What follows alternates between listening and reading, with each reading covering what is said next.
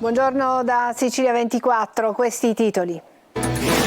Record di casi di influenza in Sicilia, grande la diffusione tra i più piccoli per l'infettivologo Cascio, utile il vaccino. A Palermo arriva anche un nuovo siero contro il Covid. Duplice femminicidio di Naro, resta in carcere l'indagato. La figlia di una delle vittime lancia un appello a tutte le ragazze che avrebbero subito molestie da parte del romeno arrestato e le invita a denunciare. Qualità della vita a Palermo pessima, la città viene bocciata alle classifiche anche da chi ha deciso di trasferirsi all'estero. All'Istituto Vitaliano Brancati di Catania dopo il raid vandalico si contano i danni e si cercano responsabili e soluzioni. Disco verde alla finanziaria regionale siciliana, l'ARS ha approvato la legge di stabilità. Donne sfigurate e orfani di femminicidi potranno essere assunti per chiamata diretta dalla pubblica amministrazione. Fenomeno Skin, il rapper catanese che aiuta San Cristoforo, il quartiere dove è nato. Calcio, amarezza in casa Catania per la sconfitta a Crotone, ma Nana Welbeck, il centrocampista tornato in rosso-azzurro, ospite a corner, si mostra fiducioso e chiede tempo per riprendere quota.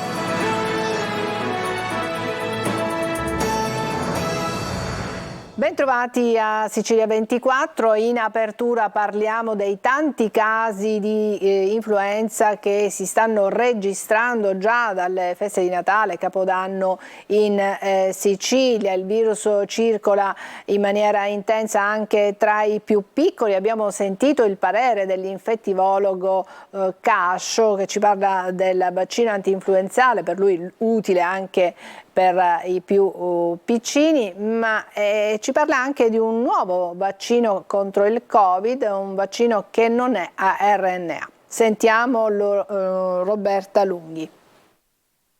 2 milioni gli italiani a letto solo nelle ultime 2 settimane e la colpa è tutta dell'influenza. Antonio Cascio, responsabile del reparto di malattie infettive del Policlinico di Palermo, disegna una mappa della popolazione di virus che al momento fa registrare un record. In realtà si parla di sindromi simili influenzali che hanno raggiunto dei picchi mai raggiunti in passato, si parla di 18 per 1000 assistiti. E questi picchi di incidenza sono ancora più alti nella fascia d'età da 0 a 4 anni, quindi nei bambini più piccoli. I bambini più piccoli sono quelli che nel corso degli ultimi anni non hanno sviluppato un patrimonio immunitario per difendersi dall'infezione. Per loro ha senso praticare il vaccino anti-influenzale? Sì, ha senso, nel senso che i bambini sono quelli che più frequentemente si ammalano.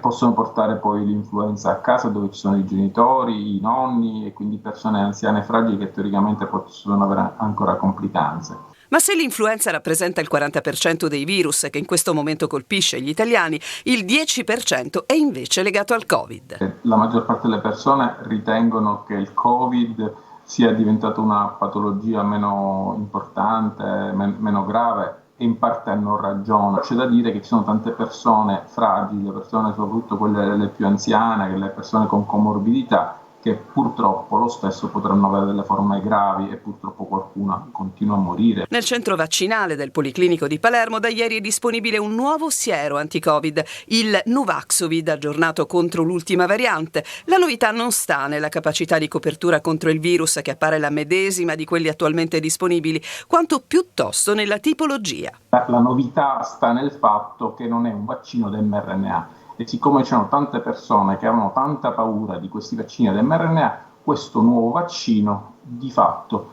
risolve queste paure. C'è il picco di influenza e gli ospedali vanno in tilt. La carenza di organico nei pronto soccorso e di posti letto negli altri reparti aggravano un'emergenza cronica. A Sicilia 24 Focus, dopo il TG, Lorena Dolci ne parlerà con Renato Passalacqua del Cimo, con Salvatore Vaccaro del Nursin e con Vincenzo Lapunzina del Comitato di Cittadini di Petralia, in diretta su Telecolor e in streaming sulla siciliaweb.it. Inviate i vostri messaggi al 342 374 55 005. E adesso torniamo a parlarvi del duplice femminicidio di Naro. La figlia di Maria Rus, Marcela, lancia un appello e invita tutte le altre ragazze che sarebbero state molestate dal romeno arrestato a denunciare per avere giustizia. Intanto il GIP ha convalidato proprio questa mattina il fermo e l'indagato dunque resta in carcere ed è atteso domani mattina l'arrivo dei RIS di Messina. Davide Sardo. Il nucleo investigativo antincendi dei Vigili del Fuoco di Palermo e l'unità cinofila AICA hanno concluso i rilievi all'interno dell'appartamento di Vicolo Avenia a Naro, dove è stato trovato il cadavere carbonizzato di Maria Rus, 54 anni, una delle due donne romene uccise nella notte tra giovedì e venerdì scorsi. Confermato quanto già emerso nel primo sopralluogo degli inquirenti, non vi sono tracce di benzina o altro liquido infiammabile dentro l'abitazione. L'incendio sarebbe stato appiccato alla poltrona dove nei pressi è stato rinvenuto il corpo della donna. Tocca adesso ai carabinieri del RIS di Messina, al lavoro da domani mattina, compiere ulteriori e approfonditi rilievi investigativi nelle due abitazioni poste sotto sequestro e teatro del duplice femminicidio. In attesa che siano istituite le salme di Zelia Zarnisco e Maria Rus e siano organizzati i funerali con il lutto cittadino, il sindaco Maria Grazia Brandara ha invitato la comunità a un momento di raccoglimento e commemorazione in piazza Cesare Battisti davanti alla chiesa di Sant'Erasmo, a conclusione della marcia dei 200 passi fra Via Vinci e Vicolo Avenia, dove sono avvenuti i due efferati omicidi. All'iniziativa sarà presente il console della Romania. Nel frattempo in municipio il sindaco Brandara ha ricevuto la figlia di Maria Rus, Marcela, che ha lanciato un accorato appello a tutte le altre ragazze che sarebbero state molestate dal romeno arrestato Omar Edgar Nedelkov a denunciare per avere giustizia. E un uomo di 81 anni di Bagheria è stato denunciato per aver sparato dal terrazzo con una carabina detenuta legalmente. I colpi non erano diretti ad alcuni passanti, non si conosce il motivo per cui quest'uomo ha iniziato a sparare. I colpi esplosi hanno allarmato però i residenti, che hanno avvisato i carabinieri, che sono andati in casa dell'uomo e hanno sequestrato alcuni fucili, tutti detenuti comunque legalmente. Le classifiche continuano ad inchiodare Palermo, la qualità della vita è insoddisfacente, dicono i residenti palermitani, e anche chi da palermitano è andato a vivere all'estero. Marco Gullà. I palermitani non sono assolutamente soddisfatti della loro qualità di vita in città. Ne abbiamo ampiamente parlato. La città dove si vive meglio è Zurigo, dove il 97% dei residenti è soddisfatto dei servizi che offre la città svizzera. Sarà per la qualità dell'aria, per colpa della spazzatura, per i trasporti poco efficienti. Fatto sta che Palermo continua ad essere inchiodata sempre negli ultimi posti delle classifiche di vivibilità. E così abbiamo chiesto ad alcuni residenti se davvero queste classifiche rispecchiano la realtà quotidiana. Abbastanza invivibile, io lo dico intanto da professionista e lavorando col turismo, ne senti di ogni tipo e di ogni colore, lo dico da madre, avendo figli insomma in età da vivere la città, ovviamente si tende sempre a scappare. Palermo non ha mezzi pubblici, Palermo non ha organizzazione, siamo avvolti dall'immondizia. I principali problemi restano sempre gli stessi: il lavoro che non c'è, il degrado che aumenta in alcune zone che vengono lasciate isolate e distanti dalla vita della città, il bisogno di cambiare vita che però non viene accontentato, non viene esaudito da chi lo chiede con insistenza, soprattutto da queste periferie. E poi ci sono i palermitani che hanno deciso di andare via e magari vivere proprio a Zurigo, come questo giovane chef di Altavilla Milicia. Zurigo, la prima città, avendo vissuto comunque in entrambe, avendo lavorato in entrambe, in cui attualmente lavoro e vivo sempre a Zurigo, posso dire che la qualità della vita a Palermo è molto precaria, come anche la qualità della vita lavorativa. Purtroppo i servizi non soddisfano la richiesta, non arrivano a soddisfare la richiesta e anche la puntualità. Ma andando oltre questo, il lavoro non gratifica più di tanto, si lavora appunto spesso a nero. Perché siamo ridotti a questo? Palermo era una città meravigliosa, siamo ultimi in Europa, io lo reputo una cosa gravissima, bisognerà fare di tutto, bisognerà correre per rinascere e risalire queste classifiche. E i segnali di una quotidianità non proprio soddisfacente arrivano anche dagli episodi di vandalismo. Ieri sera, poco prima della mezzanotte, all'altezza del Ponte Miraio, un mezzo della linea notturna 7 è stato danneggiato dal lancio di sassi da parte di alcuni vandali. A Catania, dopo il raid vandalico all'istituto Vitaliano Brancati, si contano i danni e si cercano responsabili e soluzioni. Il presidente della sesta municipalità, Valenti, sollecita un maggiore controllo del territorio. Tonino De Mano. È rimasta, come potete vedere, soltanto la staffa. Qui c'era una delle tante lavagne interattive, la cosiddetta LIM, in questo caso della classe quinta C della primaria. Dopo un lungo inventario, ancora non definitivo, sono 6 le LIM sottratte dall'Istituto Vitaliano Brancati di Catania, vandalizzato durante la chiusura per le festività natalizie ed ancora chiuso, con 300 bambini tra infanzie, elementari e medie costretti a prolungare le vacanze. La scuola riaprirà tra giovedì e venerdì, non prima di aver bonificato tutti gli ambienti, dove anche oggi l'aria è irrespirabile a causa dell'incendio appiccato in segreteria. E l'interrogativo principale è uno: perché sono stati dati alle fiamme i faldoni della scuola? Quale messaggio si voleva lanciare? A rispondere al quesito è il presidente della sesta municipalità, Francesco Valenti, che ha convocato un consiglio straordinario per fronteggiare l'emergenza. Cosa c'è dietro questi raid vandalici? Direi la volontà di fare danno e danneggiare assolutamente dei plessi scolastici che sono un'eccellenza sul nostro territorio. Cosa fare? Sicuramente chiedere maggiori controlli da parte delle forze dell'ordine, anche per il tramite dell'operazione Strade Sicure. Questa è una proposta che è stata lanciata già in passato dal nostro Consiglio e secondo me può essere una soluzione ideale per pattugliare dei plessi purtroppo spesso isolati e difficili da controllare. Questa potrebbe essere una buona soluzione. Ingenti danni alla Vitaliano Brancati, siamo entrati nell'ufficio di presidenza dove ancora tutto è a soqquadro. A terra la cassaforte che i vandali non sono riusciti a violare. Chissà se l'obiettivo fosse proprio il denaro all'interno e non riuscendo nell'intento per ritorsione sia scattata la folle idea di incendiare la scuola.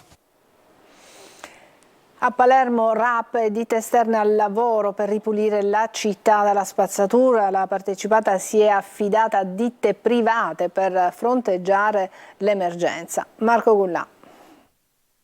Alla fine la RAP, l'azienda che si occupa della raccolta rifiuti a Palermo, si è arresa e così per fronteggiare l'atavica emergenza spazzatura si è affidata a ditte esterne. 5 ditte private sono già in azione in città per fronteggiare l'emergenza rifiuti e altre ne saranno individuate per coprire i turni di raccolta. È l'unica strada che al momento può percorrere la RAP per non lasciare l'immondizia in strada, visto che le sigle sindacali nei giorni scorsi hanno revocato l'accordo che garantiva i doppi turni di lavoro e quindi teneva in piedi il servizio. Una decisione inevitabile, comunica l'azienda, l'unica per sgonfiare l'emergenza che ancora in diversi quartieri periferici di Palermo è ben presente. Ad incidere sulla scelta della RAP di collaborare con ditte esterne anche il malumore del sindaco Lagalla, che nei giorni scorsi aveva proprio dato un out-out alla partecipata.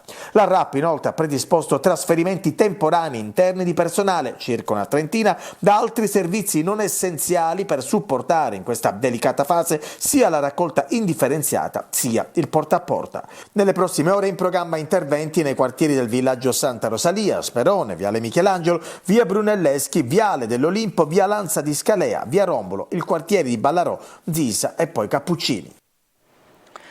Un incendio è scoppiato questa mattina poco dopo le 8 in una abitazione nel centro storico di Ortigia, Siracusa. I vigili del fuoco hanno agito con mezzi molto piccoli per via delle stradine del centro storico che impediscono l'arrivo di autobotti. La casa era abitata da una donna che è rimasta leggermente ustionata, feriti anche alcuni animali. Adesso una pausa, a tra poco.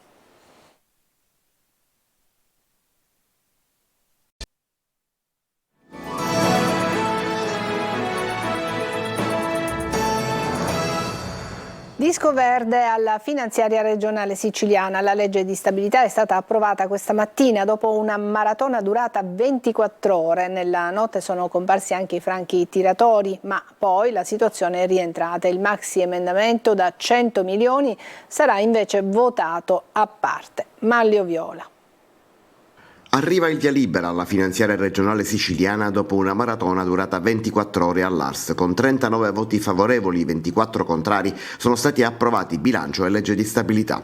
Il maxi emendamento sarà votato come legge a parte. Si è riusciti nell'impresa facendo anche una sorta di cucitura politica ed approvando norme proposte pure dalla minoranza con parere favorevole del governo.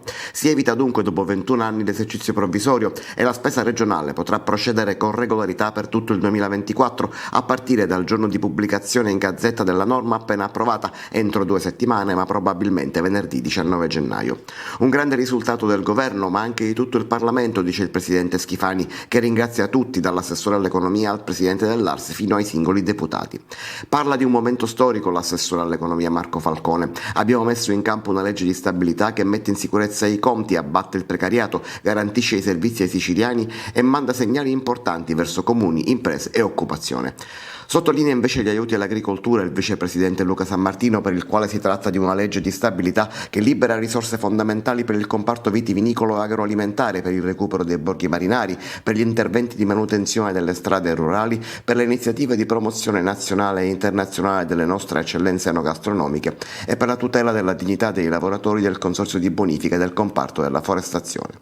Non è stato però un percorso semplice. Nella notte si sono visti i franchi tiratori e 4 norme proposte dal governo sono state bocciate, ma poi si è ricucito anche lì, sia nella maggioranza che con l'opposizione, e finalmente in mattinata è arrivato il via libera finale. In Sicilia le donne che hanno subito violenza che ha portato a una deformazione o a uno sfregio permanente del viso e gli orfani di femminicidi potranno essere assunti per chiamata diretta dalla pubblica amministrazione. Lo prevede una norma della legge stralcio alla finanziaria che integra la legge regionale che già prevede questi benefici per le vittime di mafia.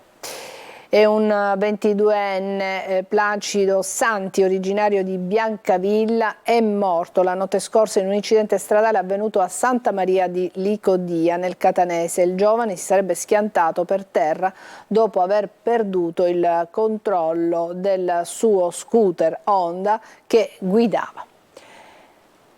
E adesso andiamo avanti, parliamo di maxi emendamento della finanziaria, sempre regionale, appena approvata. Passa la norma per la presenza di maxi store nei centri storici della città, divise le associazioni dei commercianti. Sentiamo Giusy Lazzara. Sarà un cambiamento che potrebbe rivoluzionare il paesaggio commerciale dei centri storici delle città siciliane. Nel maxi emendamento approvato con la finanziaria regionale c'è la possibilità di ampliare da 200 fino a 600 metri quadri la superficie dei negozi nelle zone centrali delle città. La norma fa già discutere e divide le stesse associazioni di commercianti. Negozi più grandi, strutture di parcheggio in zona semicentrale e poi vedremo rifiorire le città. Amsterdam, guardi, io cito sempre Amsterdam. Amsterdam è un esempio, non ha fatto i centri commerciali a 5 km dal centro, li ha fatti nel centro, su 5 piani. La modifica delle superfici di esercizi di vicinato, come viene definita tecnicamente, dovrebbe tener conto del piano commerciale che, ad esempio a Catania, è fermo da 40 anni. Non comprendiamo le ragioni di questa scelta da parte della politica, che guarda molto più alle grandi strutture di vendita e non va a salvaguardare gli esercizi di vicinato che rappresentano il volano vero della nostra economia. Soddisfatto, si dice Edi Tamaio, l'assessore alle attività produttive della Regione, che aveva promosso l'emendamento ritenendo un importante cambiamento per i commercianti costretti a regole non in linea con i tempi. E adesso parliamo di un fenomeno della musica rap catanese che in pochi anni si è affermato anche a livello nazionale. È Skinny, si chiama così, ha solo 20 anni e con il ricavato dei suoi download aiuta il suo quartiere San Cristoforo. Eva Spampinato. Sono Skinny, sono un rapper catanese, ho 20 anni, faccio musica da 4 anni e sto cercando di portare un po' di cultura hip hop, trap soprattutto, qua a Catania. Lui è Noah Magro, ma tutti lo conoscono come Skinny, il nome d'arte d'obbligo nel mondo della musica rap e trap, dove è diventato un fenomeno conosciuto a livello nazionale, collezionando numeri da capogiro.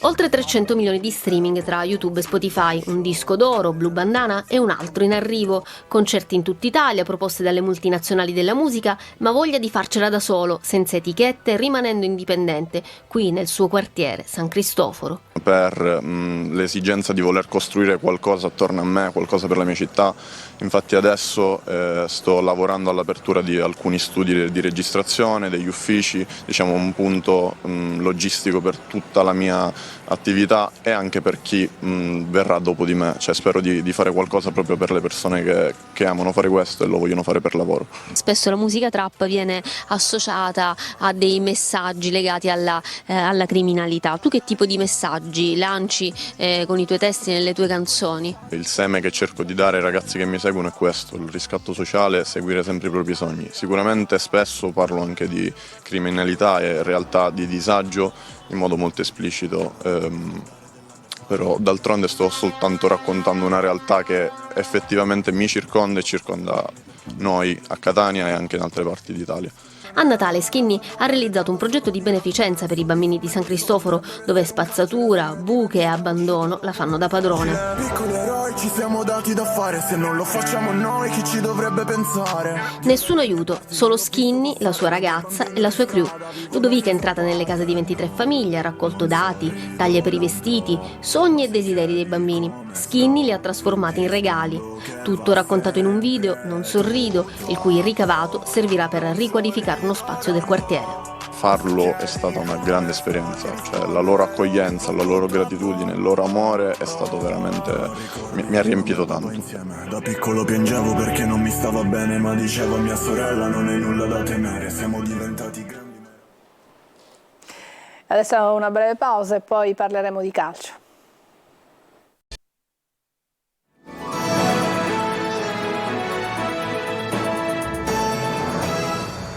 Eccoci al calcio. Ieri sera ospite della trasmissione Corner Nana Welbeck, il centrocampista tornato da poco in rosso-azzurro. Con lui è stato analizzato il particolare momento del Catania ma anche la sconfitta di Crotone. Sentiamo Francesco Triolo.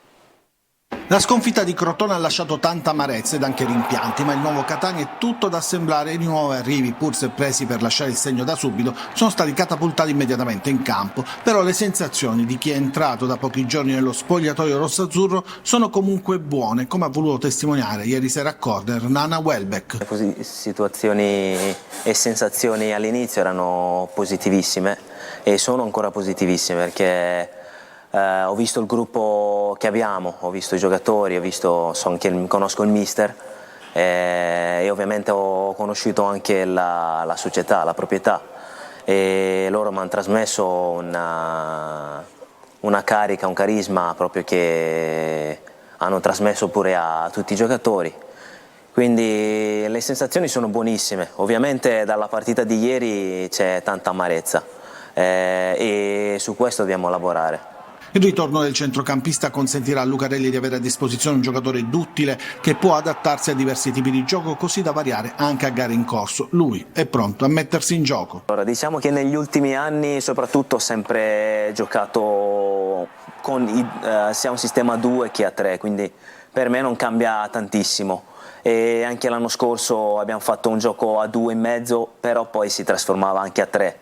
Quindi sono anche abituato a questo e sì, ovviamente il mister chiede d'utilità tattica, cosa che sono d'accordissimo perché anche per dare imprevedibilità all'avversario ci vuole un po' di movimento. Dopo gli arrivi, adesso in casa Catania si pensa alle cessioni da Marsura a De Luca, Dubica, Selladinetti, Rizzo, Mazzotta, sono diversi i giocatori in uscita.